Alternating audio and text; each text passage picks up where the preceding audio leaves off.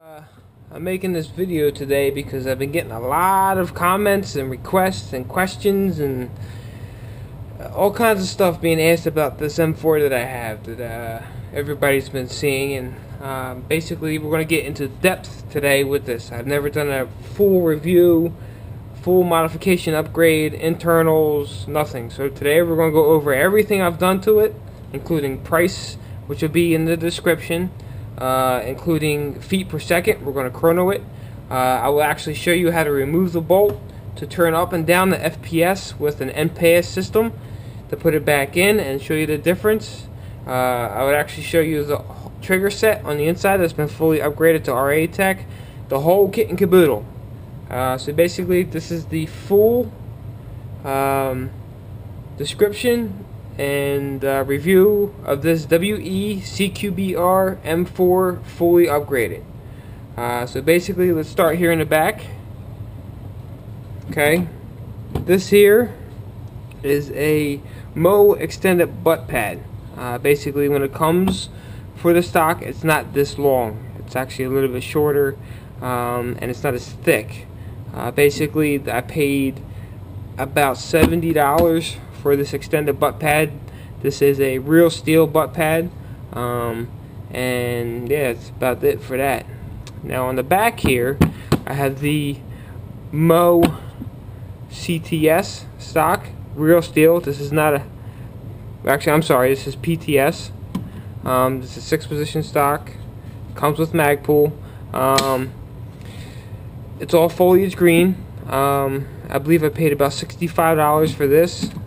It is a mil spec. Please remember, if you're going to order stocks for WE rifles, to order mil spec stocks. They are not commercial specs. Commercial specs are actually bigger for commercial sized buffer tubes.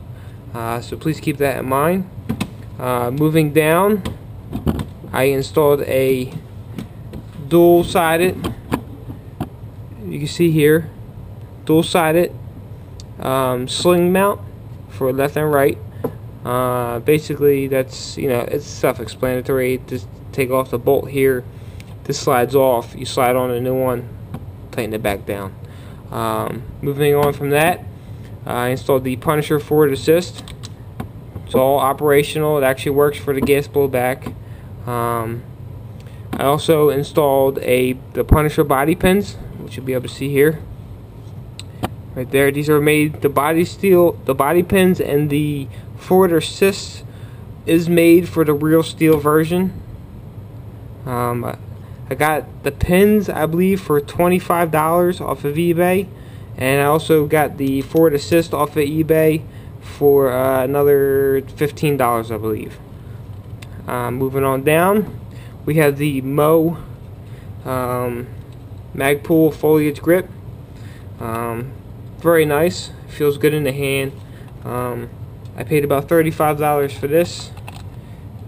The bottom comes out and you can store anything on the inside. They actually have inserts they sell for these if you want to store batteries or money or whatever.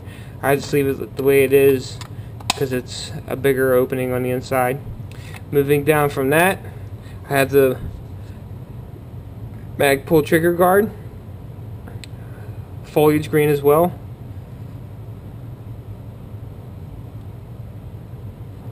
Basically what it does, instead of having the trigger guard straight across, it dips down, so if you have gloves or whatever on, you can get your fingers in there better.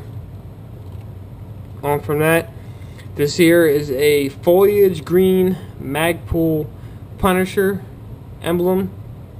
It's actually a decal that I put on there. I had it custom made from a guy on eBay. Once again, he was able to find the exact color of the Magpul, and he made it for me. 99 cents, so good deal. This here is just a mag that I actually just painted for the video. The dust cover,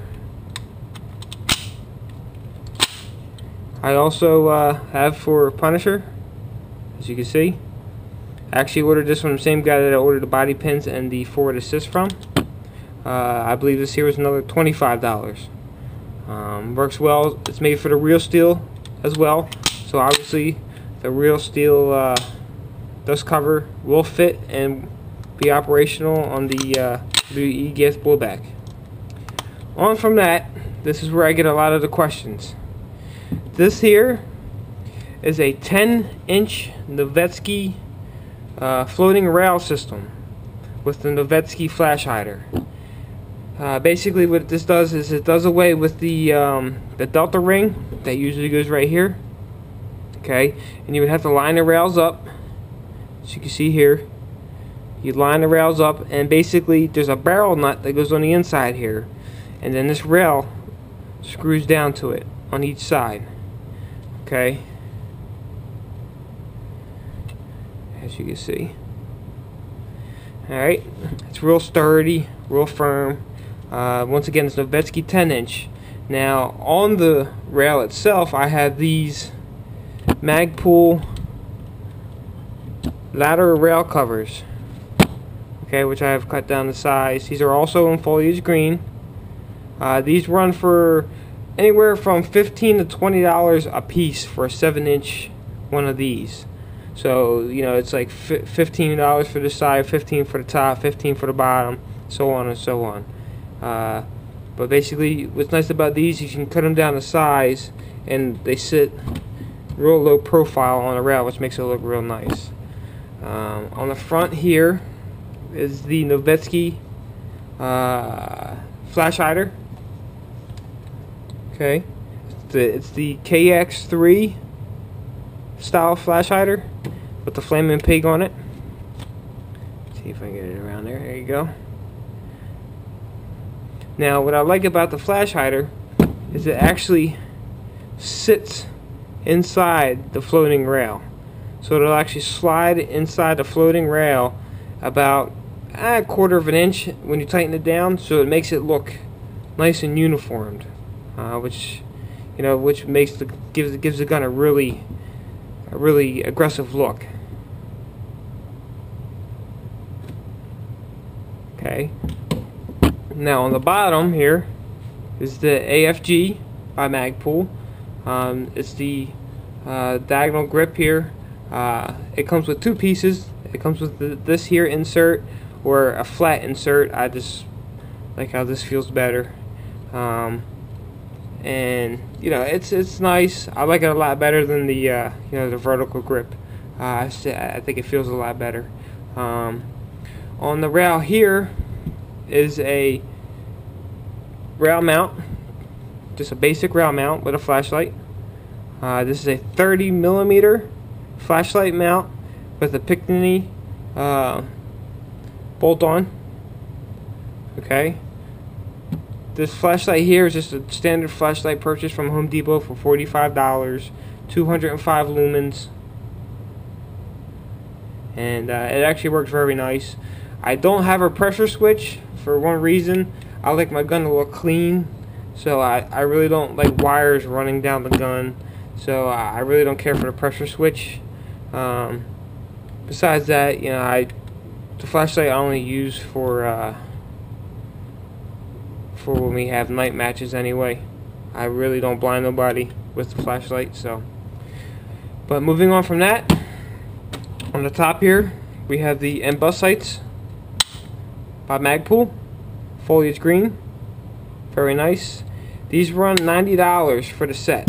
The front one separately is $50. I'm sorry, the front one separately for the front is $35. The back one is $50. Okay, and they run in the set. You can buy them individually. These are the M-Bus 2 style. Okay, right here is your adjustments. Folds down.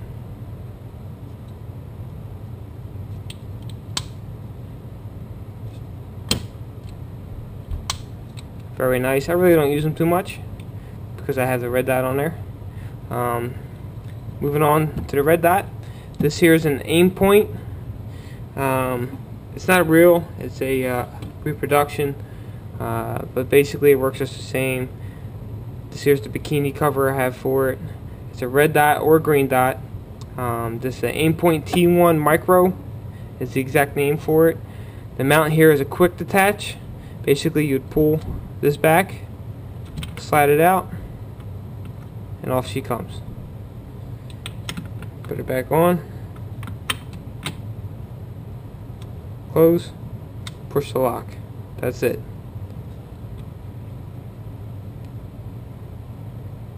I like the mirror effect that it gives off.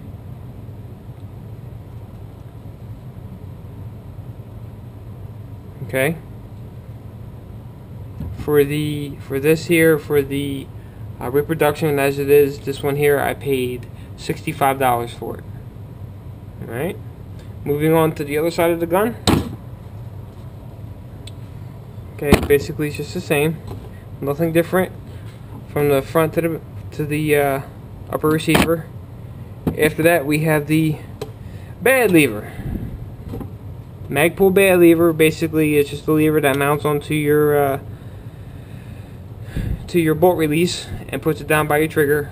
If you want, you can check out, I already did a video on it, which it gets real descriptive about it on how to use it. I also have the Punisher mag release, also made for the real steel, so the real steel mag release does fit. I got that from the same place that I actually got the body pins and the dust cover. I think I believe I paid $12 for this off of eBay. Same guy, like I said. Stock fire selector. Okay, moving on to the charging handle. Alright, on here I have a tactical Punisher charging handle release, which is very nice. Basically, you just grab it like that. Instead of grabbing it like you would, you just, and then the whole thing slides back. I got that also from the same guy on eBay that sold me all the other Punisher body parts. But that's basically all the body parts on the outside. Okay. Give me 1 second here and I will break down the gun real quick and show you the internals and all the upgrades on the internals.